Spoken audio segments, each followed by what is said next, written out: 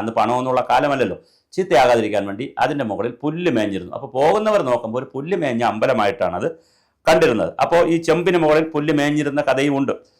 കൊല്ലവർഷം ഞാൻ ഈ പറഞ്ഞ 1077 അല്ലെങ്കിൽ 1902 ജനുവരിയിൽ മകരസംക്രമണ ദിവസം ദീപാരാധനയ്ക്ക് നടയടച്ചിരിക്കുമ്പോഴാണ് മണ്ഡപത്തിൽ നിന്ന് പെട്ടെന്ന് കർപ്പൂരത്തിൽ നിന്ന് തീ ആളിക്കത്തുന്നത്. അത് അങ്ങനെ സ്വാഭാവികമായി സംഭവിച്ചതാണ്. അന്ന് ശ്രീകോവിലിൽ തീ പിടിച്ചു. നിമിഷങ്ങൾ കൊണ്ട് തീ എല്ലായിടത്തും പടർന്നു.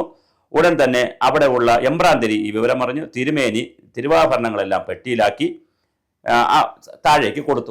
കുറച്ചേ കാണത്തുള്ളായിരിക്കും, എല്ലാം കൂടെ കൊടുത്തു. അതുകൊണ്ട് ആളുകൾ ഓടി മാറി. ഈ ഓടി മാറിയ സമയം കൊണ്ട് പഞ്ചലോക വിഗ്രഹമായ നിർമ്മിതമായിട്ടുള്ള അയ്യപ്പ വിഗ്രഹത്തിന് 6 തുലാത്തോളം, അതായത് ഏകദേശം 50-55 കിലോ ഭാരമുള്ള ഒരു വിഗ്രഹമാണ് അവിടെ ഇരുന്നത്. പഞ്ചലോക വിഗ്രഹമാണ്. ഇത്രയും ഭാരമുള്ള വിഗ്രഹം ഈ വ്യാസദേവൻ എമ്പ്രാന്തിരി എന്താന്ന് വെച്ചാൽ അത് കല്ലോടുകൂടി ഇളക്കിയെടുത്തിട്ട് ഭസ്മക്കുളത്തിൽ പോയി ചാടി. എന്തൊരു കഥയാ നോക്കൂ. ഒരു ദൈവത്തെയൊക്കെ രക്ഷിച്ചെടുത്ത് പോകുന്ന വിഗ്രഹമൊക്കെ പോണ കഥകൾ പഠിച്ചാൽ ചാടിയതിന് ശേഷം ഈ എമ്പ്രാന്തിരി ഇങ്ങനെ ചാടുന്നത് ആരും കണ്ടില്ല. ആളുകൾ അങ്ങ് പോവുകയും ചെയ്തു. പിറ്റേ ദിവസം ആളുകൾ വരുമ്പോഴാണ്, പിറ്റേ ദിവസം വന്ന് നോക്കി ആളുകൾ വന്ന് നോക്കുമ്പോഴാണ്, കാരണം തീ കത്തിയതാണല്ലോ, വന്ന് നോക്കുമ്പോഴാണ് അമ്പലത്തിൽ പൂർണ്ണമായി ഭാഗികമായി തീ പിടിച്ചു. ഈ എമ്പ്രാന്തിരി ഭസ്മക്കുളത്തിൽ ഇതുമായി ഉണ്ട്. അത് പിന്നെ തിരിച്ചെടുത്തുകൊണ്ട് വന്നാണ് 1902 വീണ്ടും പൂജ നടത്തി. അത് പിന്നെ അതിൻ്റെ ഒരു ഭാഗമായി പിന്നെ അവിടെയെല്ലാം വ്രതശുദ്ധി പരിപാടികളൊക്കെ നടത്തി. അപ്പോൾ സ്വന്തം ജീവൻ പോലും പണയം വെച്ചുകൊണ്ടാണ് എമ്പ്രാന്തിരി ഇത് ചെയ്തത്.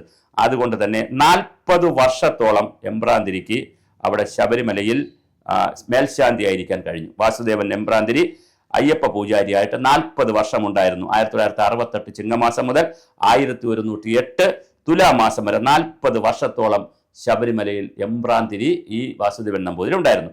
1930 ധനു 30 ശബരിമല ക്ഷേത്രം കത്തി നശിച്ച കഥ പറഞ്ഞു. ക്ഷേത്രം പുതുക്കിപ്പണ കഥ പറഞ്ഞു. പഴയ നിലയിലാക്കാൻ ഏകദേശം 8 വർഷം എടുത്തു വീണ്ടും ഇതെല്ലാം കൂടെ പുതുക്കി പണിയുന്നതിൽ. 1985 മീനം 12 ശബരിമല ക്ഷേത്രത്തിൽ പുനഃപ്രതിഷ്ഠ നടത്തി. അന്ന് പ്രതിഷ്ഠാകർമ്മം നിർവഹിച്ച ചെങ്ങന്നൂർ താഴമൻ മഠത്തിൽ പ്രഭാകരൻ തന്ത്രിയായിരുന്നു. അതും ചെങ്ങന്നൂർക്കാരാണ്. ക്ഷേത്രത്തിന്റെ പുനരുദ്ധാരണ ജോലികൾ ഏറ്റെടുത്ത മാവേലിക്കര പോളച്ചിറക്കൽ കൊച്ചുമൻ മുതലാളിയായിരുന്നു അത് ഏറ്റെടുത്തത്.